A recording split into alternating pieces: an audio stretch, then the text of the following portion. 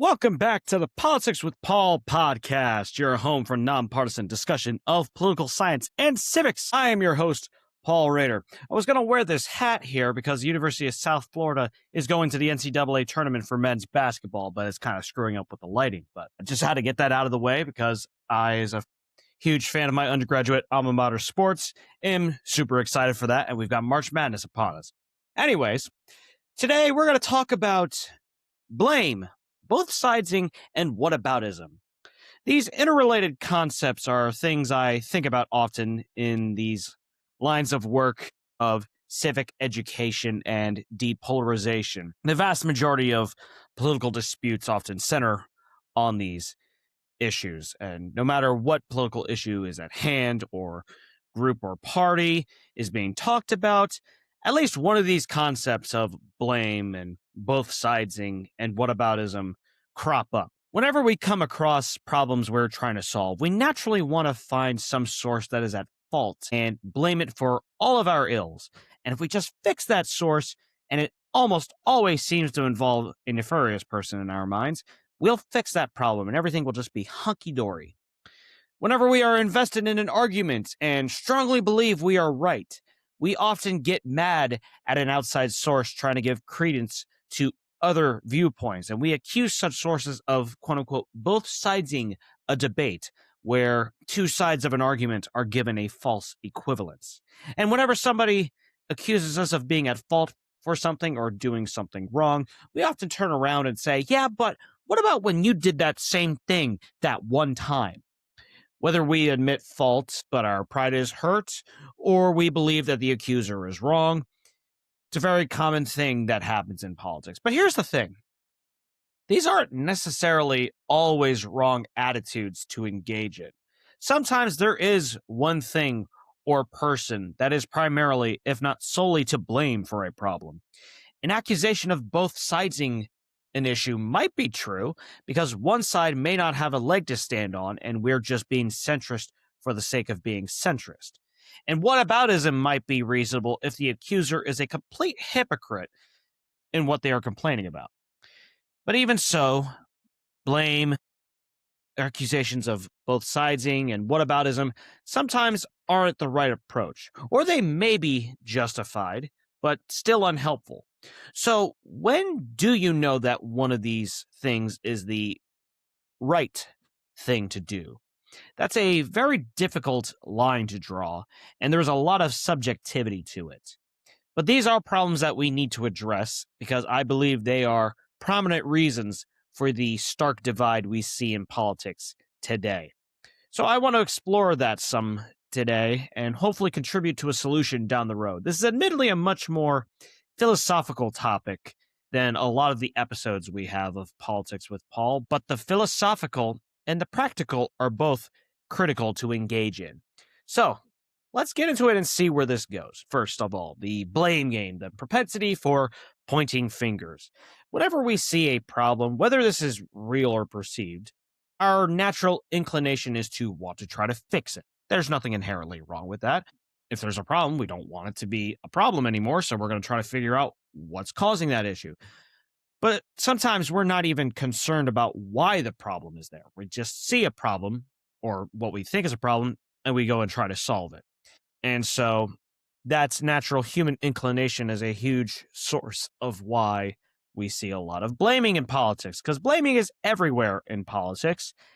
Maybe it's the only constant that there has ever been in politics, no matter what factions or parties crop up, whatever political issues at hand, there's always somebody to blame for something. Somebody else is always the problem. It's always somebody else. It's never us. It's never people that think like us unless they step out of line in some way in our minds.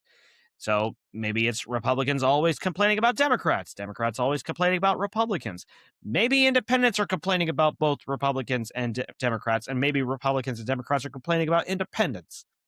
And in a similar vein, it might be conservatives and liberals going at each other, and then they complain about people that are considered moderates. Really, you can just come up with any sort of partisan, ideological, or issue faction at hand, and you can see that there's some sort of blame game going around. But sometimes just blame isn't enough. We have to say that the source often a person or a group of people, cabal even.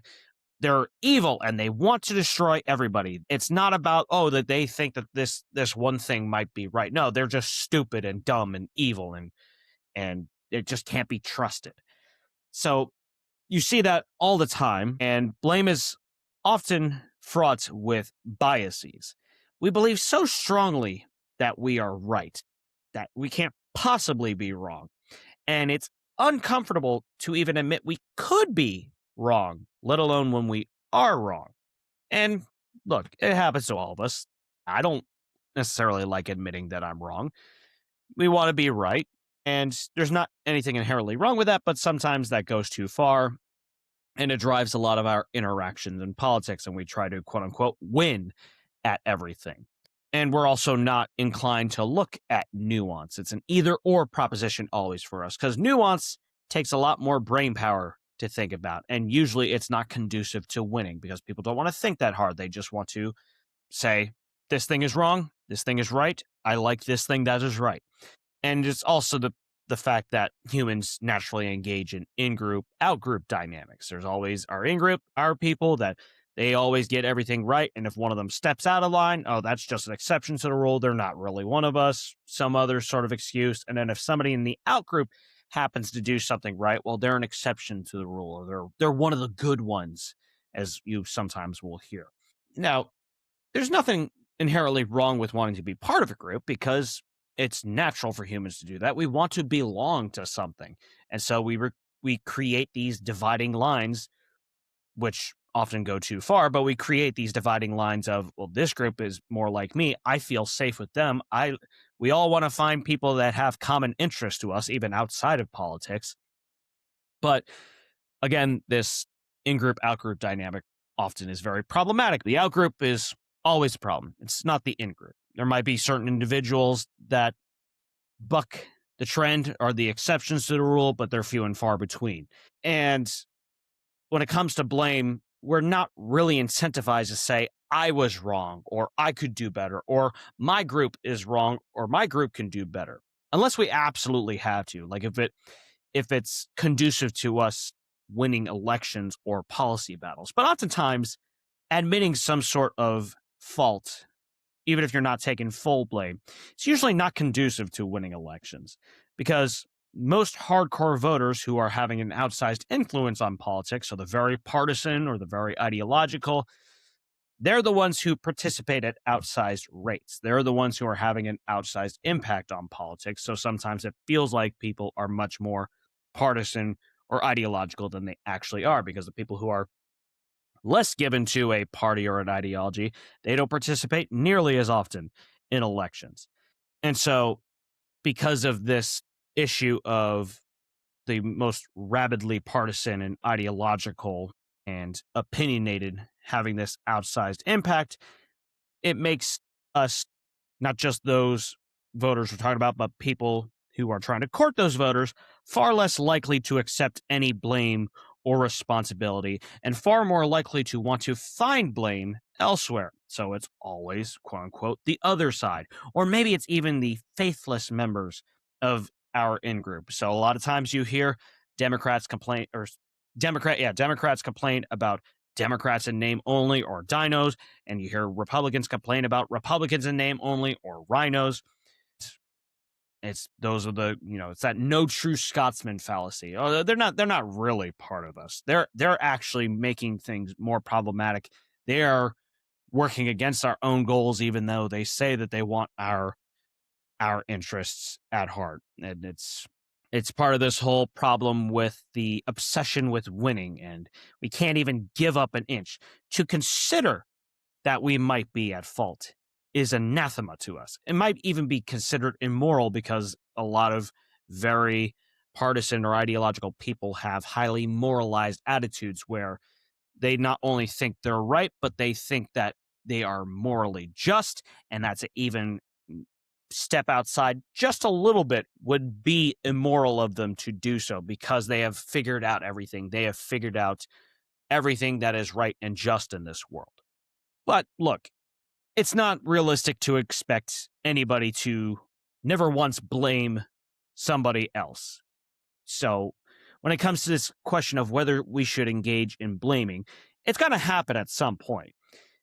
Because, again, finding a source to blame is a very human thing, and it's not in of itself wrong, because sometimes there is a source to blame for something. Might be multiple sources to blame. Blaming is not always a problem, and sometimes it is warranted. The real problem, however, is that we do it basically all the time. We can't go like a single conversation. I say general we. Obviously, I'm not saying every single person does this, but the real problem is that we just want to blame something all the time. We are just perpetually angry and wanting to find the source of all our ills. And that's obviously not the way to go about things. You can't just constantly find something else to blame and never accept responsibility yourself. The trick, though, is finding out when blame is appropriate and then whether or when another approach is actually warranted. Because sometimes there is truly a specific source to blame for an issue. Like if a politician says something very horrible and vile, and objectively so, we should be calling them out for it. Nobody else made them say that thing. They are responsible for what they said. Just as one example. Sometimes it really is one person, one political party, one interest group, one ideology at fault for a given situation. But too often, our blaming of someone is couched in the fact that they think differently than us, not because we legitimately think they are wrong. So a Republican complaining about a Democrat, or a Democrat complaining about a Republican, an independent complaining about the parties, or the parties complaining about independents.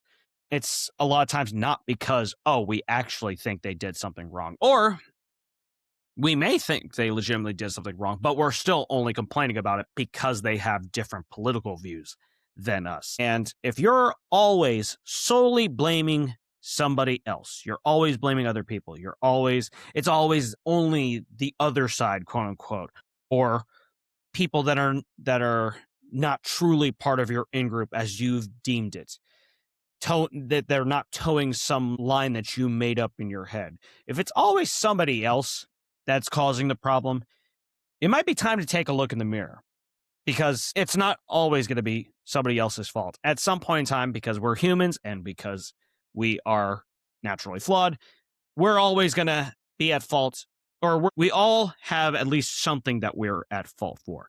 It's just how it is. We have to be a lot more self-aware about that. But even when we are justified in blaming people for something, it's not always helpful, because oftentimes it just makes the situation worse, because people don't like being blamed for things and people don't like being yelled at, which is a lot of times the form that blame comes in. Usually it's not like, hey, I think you did this wrong. No, it's like, you're so stupid. Why would you do this? It's a lot of times it's like that. We usually aren't calm when we blame people for things. So in a lot of cases, even when blame might be justified, it still is often better to focus on contribution instead of blame. And this is an idea that comes from, and I talked a bit about it with my guests, Guy and Heidi Burgess of the Conflict Information Consortium back in episode 51 of this podcast. This dichotomy between contribution and blame, and how to solve these intractable conflicts that a lot of times have blame at their center, because it's one side saying the other side is wrong, that other side saying, no, that side is wrong. So how do we get past that? Well, one of these ways is we talk about this difference between contribution and blame. And what do those differences look like? Well, on one hand, blame focuses on one side, but contribution, on the other hand, focuses on both sides. So blame is just, it's just this one side that did it all wrong. They usually don't admit that they could have done something wrong. But contribution says, okay, you and I both can do better about this. So let's try to work towards a solution. Blame also looks backward, while contribution looks backward and forward. Blame is not really actually trying to solve something. It's just trying to dunk on people and say, well, you caused all these issues. But it doesn't actually talk about moving forward and fixing things. Contribution is looking at it as, okay, well, here's the things that led to this problem. Now here's the things that could actually fix this problem. Blame is also focused on judgment, contribution is focused on understanding. Blame also typically doesn't actually try to find out what went wrong or all the ways that something could have gone wrong, except for whether the other side was at fault for it. But contribution actually does try to fix that ultimate source of the problem for long term. And also, blame leads to an escalating spiral when contribution doesn't. Now, these don't actually have to be mutually exclusive, is not the right word. It's not necessarily a black and white thing like contribution starts and ends here, blame starts and ends here. No, there can be a little bit of blending between the two, but generally speaking, there is a pretty stark difference between contribution and blame. And contribution is also much easier to discuss with people than blame because the latter is uncomfortable to deal with because usually blame is focusing on one person and people don't want to assume that they are completely at fault for something, even though they might. Again, it could be a situation where it is just one person that's at fault for something, but it's not always the case. So, some questions to ask yourself when it comes to blaming. So, before you engage in blaming somebody, or somebody tries to blame you, whatever the issue is, some sort of bad policy or something horrible that somebody did, or at least that you think that they did, some scandal, whatever the case may be, before we get to blaming somebody, ask ourselves these questions, 6 questions specifically. 1, am I blaming somebody just because they have a different point of view? Again, even if that other person is wrong about something and they're completely wrong about something, a lot of times we're just doing it because they're a different party, different ideology, different interest group, or they just have even a slightly different opinion than we do.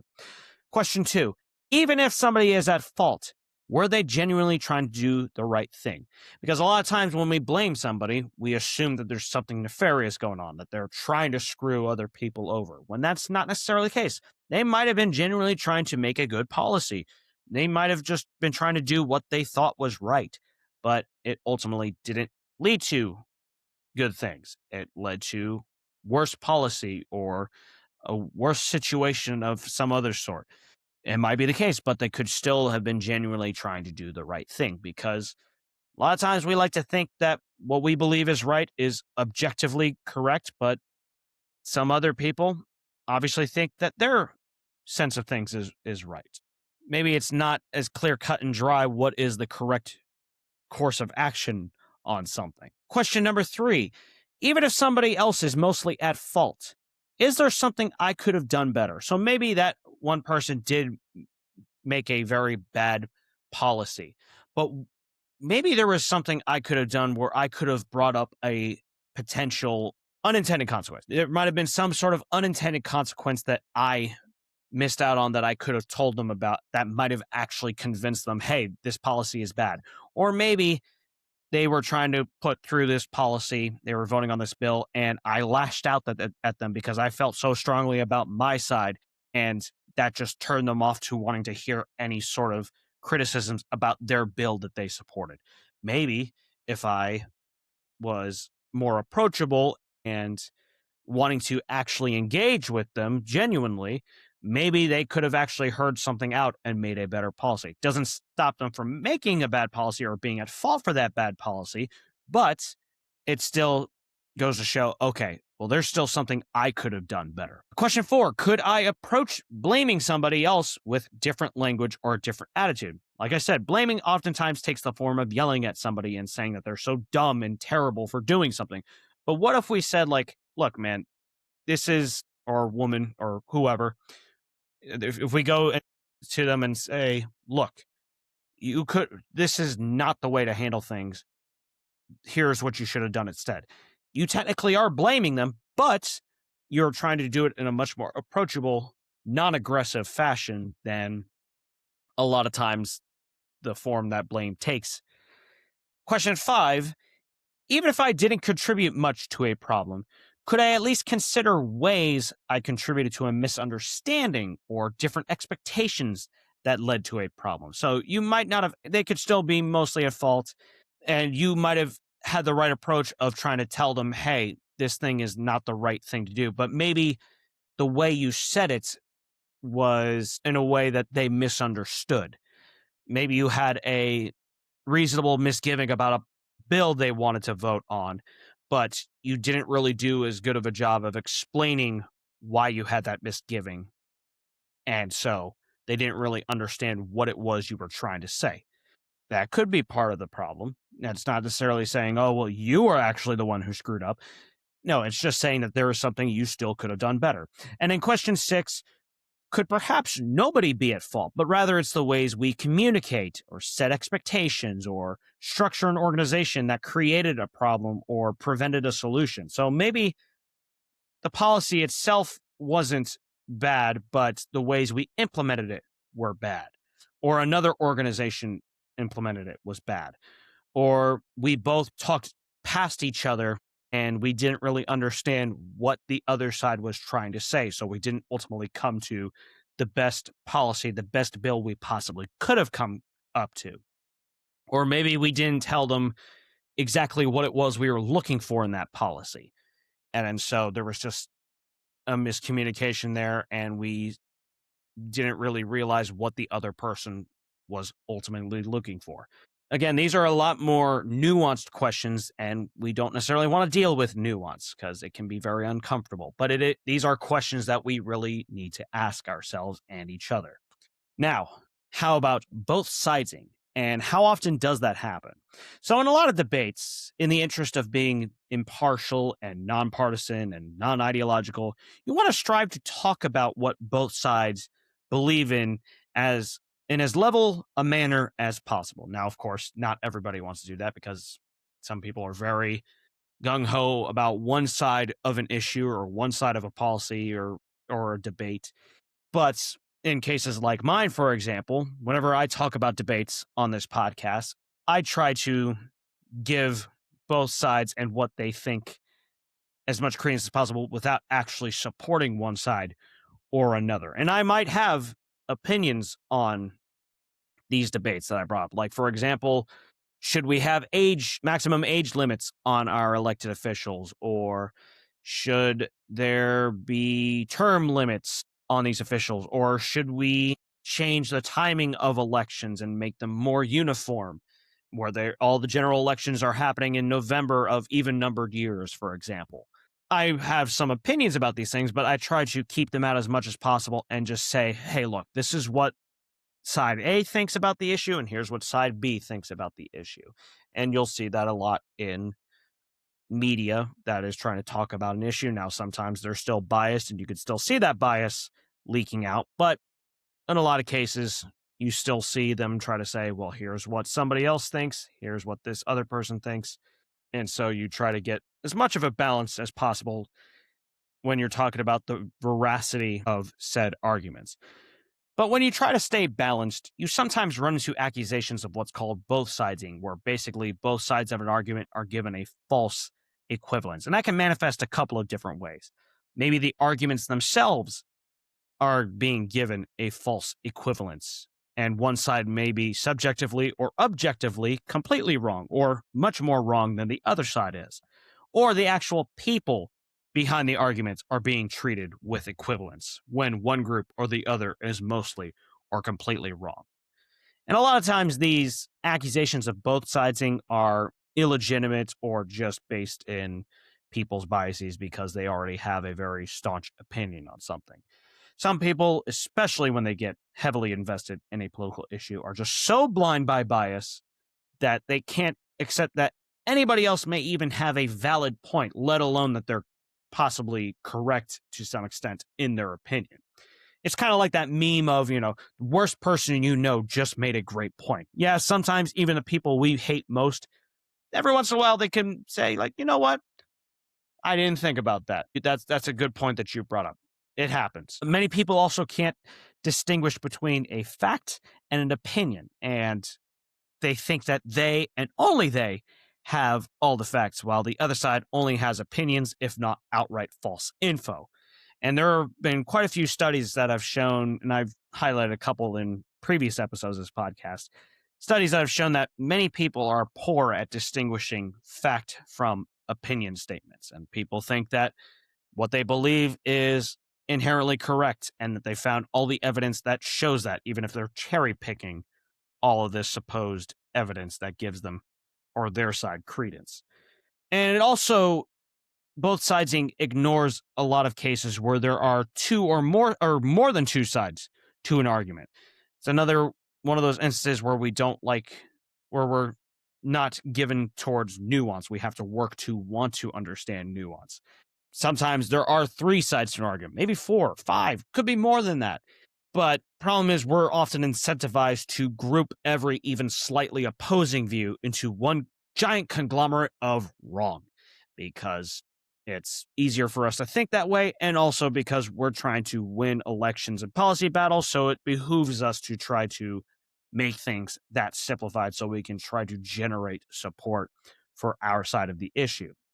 And then so maybe then both sidesing will turn into all sidesing, where it's everybody's given a false equivalence, or at least in our eyes, they're given a false equivalence. And also, some people resort to accusations of both sidesing because they treat being only partially right as being fully wrong, and they cannot stand being potentially wrong at all. It's like what I talked about with the moralized attitudes, where people think it's immoral to even give an inch, let alone completely change their opinions.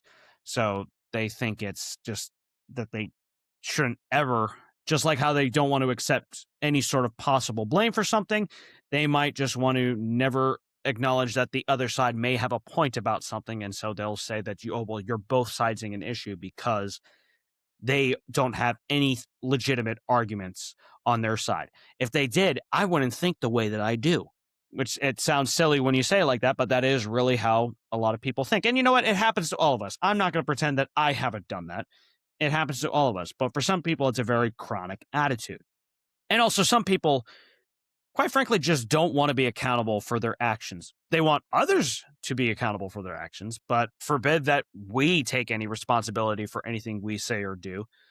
Like, for example, when people only acknowledge violence from one side of the political aisle, and you saw it a lot with this, with the past year, with the killing of Charlie Kirk, or the killing of Melissa Hortman. When Melissa Hortman was assassinated, a lot of people said, boy, those Republicans and conservatives sure are violent, not us Democrats and liberals. And then when Charlie Kirk was assassinated, there were a lot of people that said, boy, those liberals and Democrats sure are violent, not like conservatives and Republicans. Very conveniently, we decided that we were only going to focus on one side's transgressions, never our side.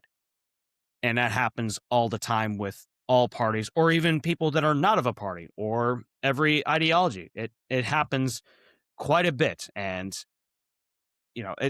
both the blaming can look a lot like both sidesing an issue, where you say, well, no, it's only them that are at fault. You can't give them any sort of credence whatsoever. But it is true that there are some debates where one side is just completely or almost entirely wrong. And so complaints about both sidesing are valid. And a lot of times it's still couched in bias, but it is true that there are instances of both sidesing, and that both sidesing has no place and should be called out. For example, when one side is objectively bigoted, like they call for the extermination of an entire race of people or an entire ethnic group, or putting down an entire demographic group in some way with some sort of vicious insult, or the advocacy of using terrorism and political violence to achieve goals. There is no both sidesing that. One side is just wrong for doing that. There's also a case where you can complain about both sidesing and that be a legitimate complaint when there is a statistical preponderance of evidence for one side of an argument, such as if you say this candidate said this particular quote and it is objectively a terrible thing to say, and they deny that they ever said that. Or you have a primary source for certain data that says whatever it is that the data you said, like the unemployment rate, for example, is 5%, 10%, whatever. Primary sources, though. We're not talking about secondary sources, because secondary sources are not the ones that are ultimately getting that data. They're the ones reporting on that data. So we have to be careful about taking what those secondary sources say. You want to go to that primary source if you absolutely can. like certain government agencies or nonprofits that are actually studying this info. And then there's also another case where you can chastise both siding and it be a legitimate complaint when we're just being centrist for the sake of being centrist, instead of trying to foster a real discussion or avoiding legitimate criticism. For example, maybe you're arguing that one branch of government should be calling all the shots and everything should run through them instead of promoting the separation of powers and the checks and balances system. Or you're not condemning riots if they are conveniently aligned with your side of the political aisle. You can't just be centrist for the sake of being centrist there. That's another thing too, and I'm sure some people will accuse me of doing that where I'm being centrist. No, it's not about being centrist. I don't inherently believe centrism is right. I try to take my own opinion out as much as possible, but that's not being centrist. Being centrist is saying just finding a direct midpoint between two sides and saying, oh, okay, that's the right thing to do. The truth is always somewhere in the middle. No, that actually is not always true. Just because you're impartial, or you try to be as impartial as possible, does not mean you always think that the truth is always somewhere in the middle. What you acknowledge is that because of your biases that naturally come with being a human, you might not always recognize when something is factual. So you try to not directly take a stance on something. You try to give credence to somebody else's arguments. But if you are centrist for the sake of being centrist, that's not critical thinking either. That's basically doing the same thing as somebody who is very extremist to their side and will only stay in that extreme point of view.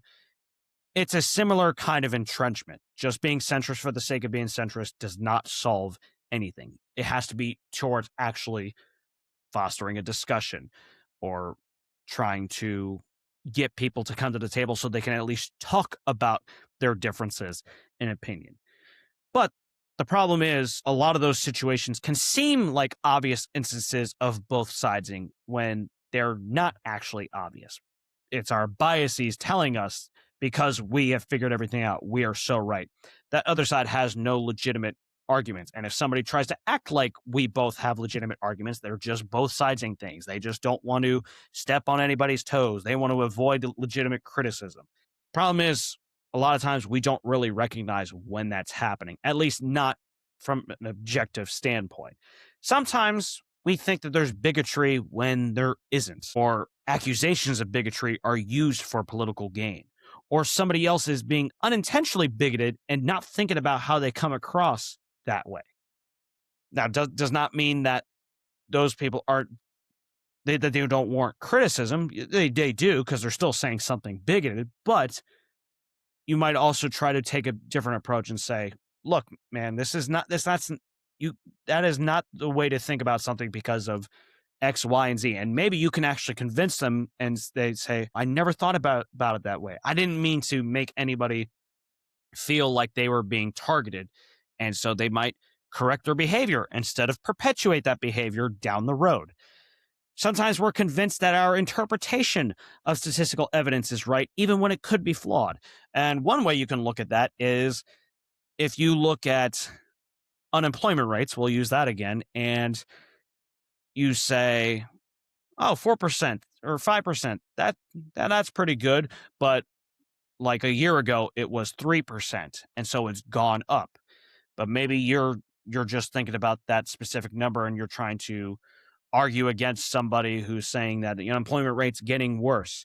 Or maybe they're looking at a different calculation for unemployment rate, because there are different calculations for unemployment rate. There's some that take into account people that have stopped looking for work and they just have given up, and some unemployment rates don't look at those people. Or you might be not focused enough on underemployment, where people are employed, but they're not employed in something that is equal to their educational attainment or their experience in the workplace previously.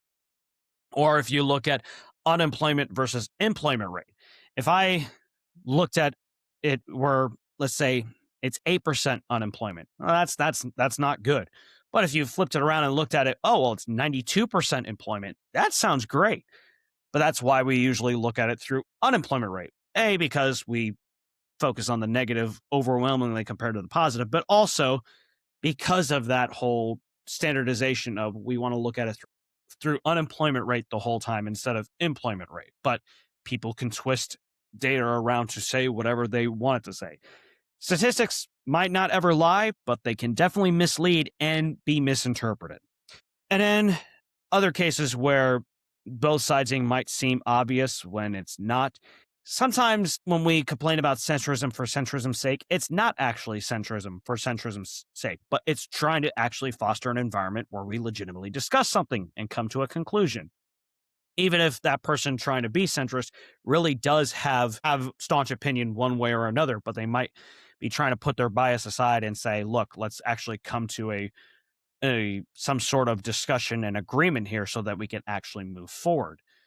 That's not necessarily both sidesing something. But in any case, questions you should ask yourself when it comes to both sidesing, or whether you want to claim somebody is both sidesing an argument.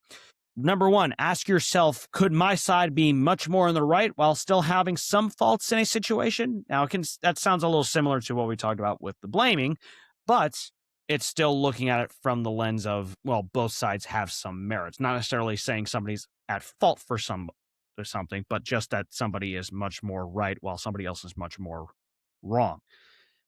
But just because you're saying, well, the wrong side did have some points, it doesn't mean you're both siding an issue. You might not actually be applying an equivalence to the arguments. You might just be saying that there is some good point that other side made, but it's not necessarily a false equivalence. Question 2, you can ask yourself, could there be multiple sides to a situation and thus both siding complaints are more nuanced and convoluted? Because again, we like to say everybody that doesn't think like us is one monolith, and everybody that thinks like us is all objectively correct, and that where we don't have factions in our group, even though a lot of times we do.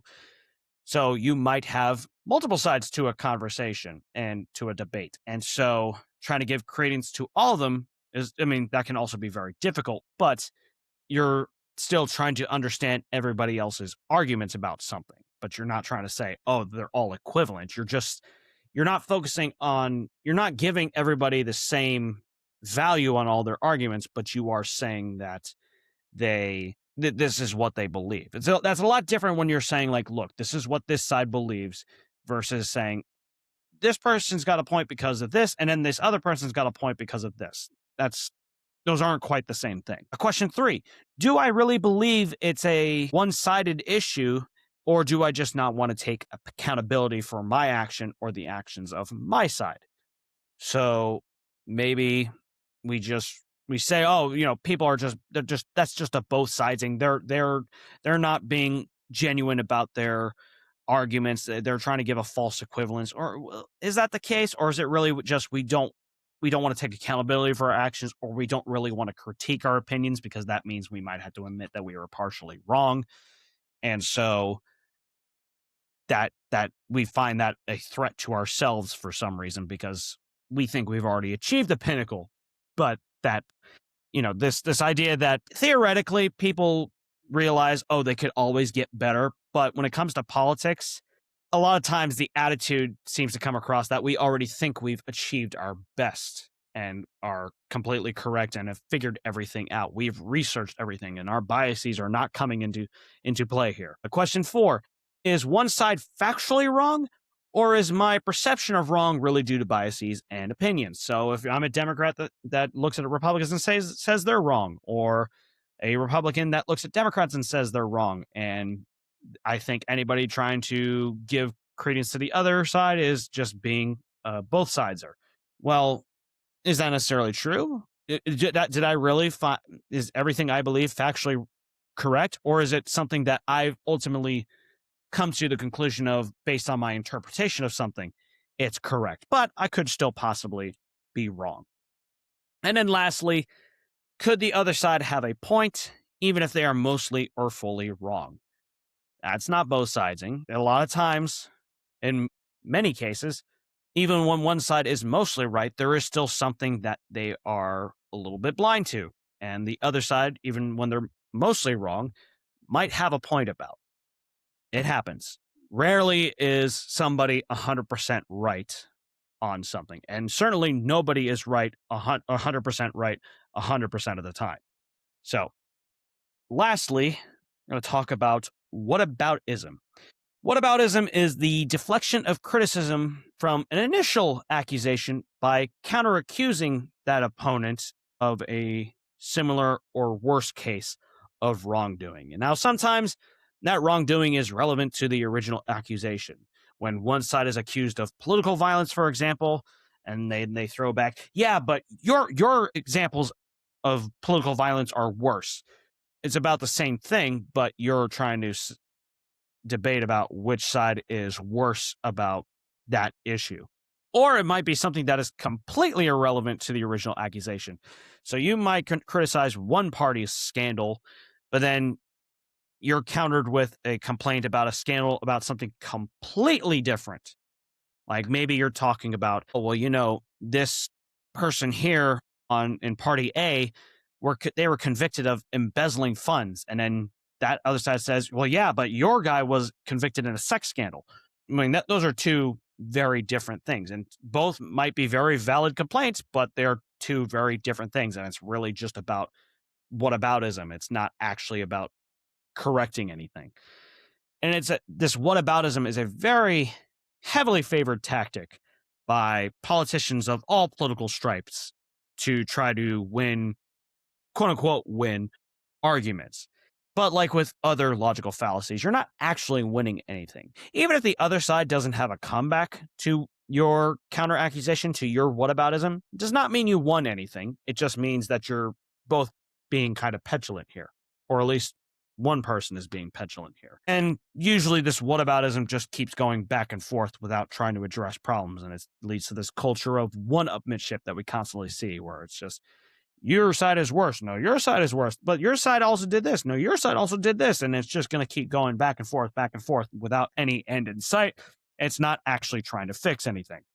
And you also see this happen a lot in international relations, in relationships between countries. The common one is one country complaining about the other having a bloody history, and then that other country B, complains about country A, saying, well, your history is bloodier. This was this was one of the favorite tactics of the Soviet Union during the Cold War. They like to say that, oh, well, United States had all these issues with race and such, and well, a valid criticism, but Soviet Union really just did that just to deflect criticism of its own vast human rights violations. It wasn't actually, trying to take a moral high ground without actually like correcting anything. So, and that's just one example. We see it all the time between pretty much every country has engaged in that kind of tactic with another country. No, not pretty much every country is engaged in that tactic with some other country at some point. And you see it happen a lot in domestic relations too, between parties, between interest groups, between specific politicians, where they say, oh yeah, you know what, your stuff was worse. And that's not actually solving anything. That's not winning an argument. A counter-accusation really does not disprove the initial accusation, nor does it absolve the initially accused of any accountability. But we use it as a tactic to try to not take accountability for something, because we find taking accountability is either scary or that it's politically not helpful to us. But another problem with whataboutism is, what exactly is considered worse wrongdoing? Because whataboutism is usually predicated on the fact of, yeah, well, your thing is worse, because hypocrisy is at the center of whataboutism, because you're usually saying that the person who initially accused you of something is also doing the same thing, or at least they've done something else that is horrible too, that is of equal or worse stature. But what exactly is worse wrongdoing? Especially if the initial and counter accusations are about completely different things. But if they are about similar things, are there actual hard statistics and numbers? Or you say, oh, well, the Republican Party has a whole bunch of scandals, and then somebody else comes and says, well, no, the Democratic Party has more scandals. Do you have any actual statistics and numbers on that? And even if you do have numbers on that, does it really matter? who's doing it more? I mean, if these things we're accusing each other of are just that bad, does it really matter who's actually more at fault for it? So it really doesn't seem like it's actually about who's doing things wrong. It's really just about us taking a moral high ground. Now, that being said, it does not mean that you should never respond to criticisms with whataboutism and that you can't ever highlight the faults of the opposition. You're not expected, and it's not reasonable to expect somebody to just never respond to any criticisms against them. And people who are hypocritical about things should be called out even when they are the initial accuser. Because hypocrisy is quite common in politics. It's at the very heart of whataboutism in the first place. It's one side trying to say the other side is hypocritical about something, whether it's the initial accuser of wrongdoing or the counter-accuser of wrongdoing.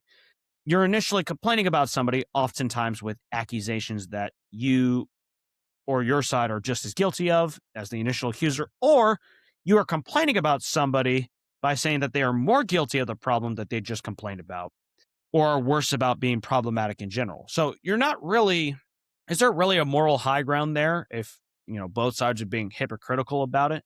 But at the same time, does not mean that you should not ever respond to criticisms and say, well, wait a minute, didn't you do this one thing? There are reasons to argue for that, but a lot of times it's not actually about trying to correct behavior. It's just about moral grandstanding. Because most times, whataboutism isn't actually trying to fix anything. But it could be used in certain circumstances if it is couched in self-awareness. Like if person B, who is already accused of some sort of wrongdoing, turns to person A and says that, look, I know I've done these things wrong, but this is not relevant to the situation at hand. So you're not just accepting the accusations, but you are also saying, look, man, I don't want to hear this from you because you've also done it too. That could still be problematic. It could still be whataboutism, but it's at least a lot better when you're still acknowledging, hey, I've done things wrong too. And also, if you're willing to criticize your own side without being prompted about it, while you're still criticizing the other side, saying, look, my party has done a lot of these bad things. That party has done a lot of these bad things. We need to both work on these problems. That's a lot better than just directly accusing the other side and never acknowledging your own faults or deflecting criticisms of your own faults. Obviously could be better, but that's a much better way to handle whataboutism. But one perfect example of whataboutism, and one that is particularly grinding my gears because it's a very recent thing, and this might ruffle some feathers. So here, I'm not going to be centrist for the sake of being centrist, but I'm going to be more directly critical of a couple of groups, which I typically try to avoid. But there's this BS defense in the arguments about mid-decade redistricting, which both the Republican and Democratic parties are doing. Both parties are arguing that the other side is trying to rig elections, that is trying to gerrymander and cut the other party unfairly out of representation in Congress, which is true. Republicans are trying to do it to Democrats. Democrats are trying to do it to Republicans. But they're completely ignoring the wrongdoing of their own side. Or worse, they're trying to find a justification for it. So no, you did not get screwed out of seats that are quote unquote rightfully yours. So you don't get to just upend the current system of redistricting just to benefit yourselves and try to circumvent law. But at the same time, you also don't get to just engage in the same gerrymandering tactics as the opposition and justify it by saying, well, I'm just trying to defend myself. That's what a lot of people say when they engage in political wrongdoing. They try to say, oh, well, the other side started this, so I'm going to do this just to defend myself. I'm trying to, prevent the other side from taking power. Yeah, that's a very convenient excuse that we often come up with. You notice that typically Republicans are conveniently only complaining about states like California or Illinois gerrymandering districts, while Democrats are conveniently only complaining about states like Florida or Texas gerrymandering their districts and trying to make things as beneficial to their party as possible. No, if one state is doing it, it's wrong when any other state is doing it. I don't want to hear any nonsense about, well, we are entitled to these seats because of this mid-decade rise in census populations. No, you have to wait until the end of the decade. That's how it works. And you can't also just say, oh, well, we're doing it to counteract what the other party's doing. No, that's not how it works. If it's wrong when they do it, it's wrong when you do it. So I don't want to hear either party try to make these excuses and say, well, what about when this party does it? No, you're both doing it. And it's not justified in any way. This is something that both parties did during the Civil War and in the Reconstruction era, right after the Civil War, where they were trying to make the districts as lopsided towards one side or the other, or towards their side, as much as they possibly could. So this is an instance of repeating history that we are conveniently ignoring, or we're only saying, well, this party, how typical, they did this way back when, now they're doing it again. Oh yeah, but your party is also doing it. So that sounds a lot like whataboutism, but really if it's something that both sides are very guilty of, there has to be somebody else that comes in and says, wait a minute, you both are doing this. You both are terrible about this. Neither one of you has any ground to stand on when it comes to this. We should not be condoning it in any way, shape, or form. If you really want to be able to do mid-decade redistricting, then you better try to legitimately change the law so that you can do the census every 5 years or whatever it is that you want to do. But don't just try to do it any way you want and then pretend that you're trying to uphold the law when you're only doing it against the opposition, whether you're a Republican trying to do it against Democrats or Democrats trying to do it against Republicans. I don't want to hear it. But that is a perfect example of whataboutism, is this mid-decade redistricting garbage. And also, you hear it a lot of times, unfortunately, for cases of political violence or the suppression of people's freedom of speech and opinion. Whataboutism happens a lot in that case, in the form of, well, that side was violent first, so I'm just trying to get them before I get got. Or you're saying, well, they suppressed my freedom of opinion, so I'm going to suppress theirs. That doesn't solve anything. That just keeps going back and forth. And then so when the pendulum swings the other way, the other side retaliates. And then when the pendulum swings back that way, the other side retaliates. We don't actually fix anything. We just keep on spiraling, not actually fixing anything. So, questions to ask yourself when it comes to whataboutism. Even if the other side, side B, is just as guilty of what they accuse my side, side A, of doing, do they have a point about my side's faults? Just because they're being whataboutism or whataboutist doesn't mean that, okay, well, you know what? They do have a point. But also, they don't just get to deflect criticism either. That doesn't mean that they don't get to be accountable. But both sides have to be willing to acknowledge that they're both accountable for their actions. Question 2, is my counter-accusation of whataboutism a legitimate criticism, or is it just a self-defense mechanism? Are we actually legitimately incensed that somebody is going to complain about what we're doing and they're just as guilty of that problem, whether it's a scandal or trying to suppress people's rights or engaging in political violence? They're just going to completely ignore that. But am I actually criticizing them for a legitimate reason, or is it just a self-defense mechanism where we're trying to protect ourselves and try to say that, well, we're right because of this whatever reason? Is it really just to make you feel good about yourself, or do you really want to fix a problem?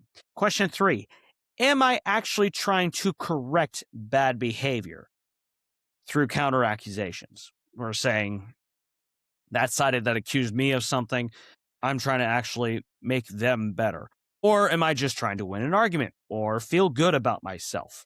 I think that's a question, one of those questions that in particular makes us uncomfortable to think about, because we really have to dig down and think about our motives. And a lot of times, of course, we all want to think our motives are pure. But a lot of times, especially when it comes to politics, we're not actually doing things for the right reasons. Our arguments are not actually for the right reasons. Not always the case, but a lot of times it is the case. Another question. Can I explicitly acknowledge the counter-accuser's point, but state that it is irrelevant to the current discussion? So if side A complains about side B's scandal and side B complains about side A's scandal, another scandal that may or may not be similar, side A can say, look, that's a good point, but that is irrelevant to the discussion at hand. We'll talk about that at a different point in time. Now, again, that can still be a deflection because you really just, that you can't actually argue against that point, but you still just want to focus on the other side's transgressions. That can still be a different way to engage in whataboutism, but it's a lot better than just saying, well, what about when you did this? And then just never saying anything about what you're guilty of too. And then lastly, can I call out the other side's wrongdoing without it being a deflection from their initial accusation? Where I can say, yeah, but you did this wrong too. I'm not saying that I did this right, but you did this wrong too. Are you doing that as a way to deflect from the initial accusation? Or are you really trying to acknowledge, okay, look, I messed up. You messed up too. Let's both fix our behavior. Unfortunately, we don't see a whole lot of that.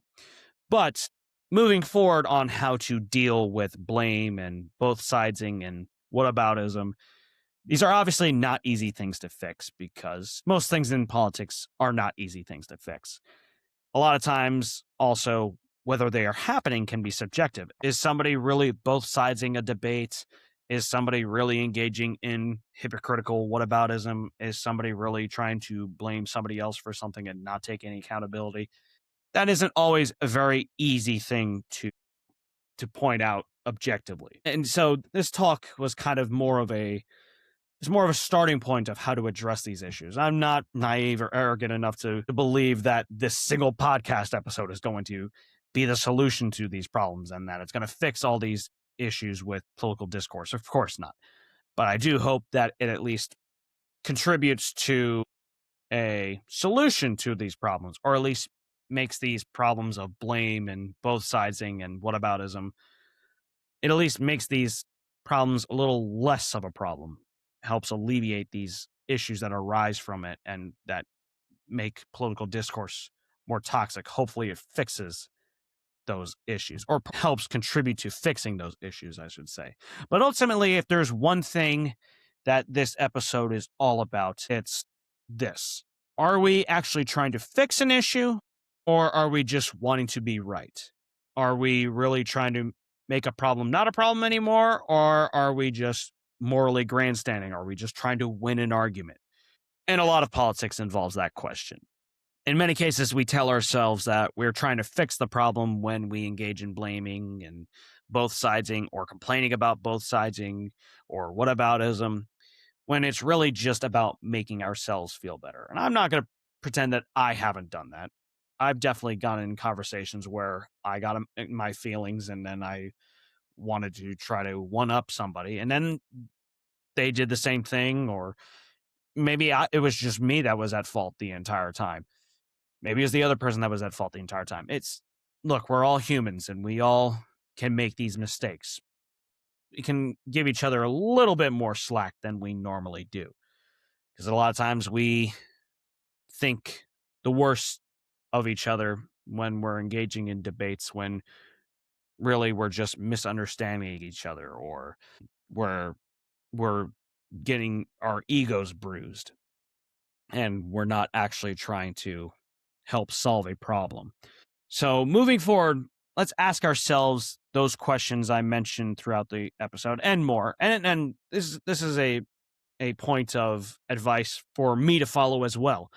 I have to practice what I preach, and I have to be held accountable for it as much as possible too.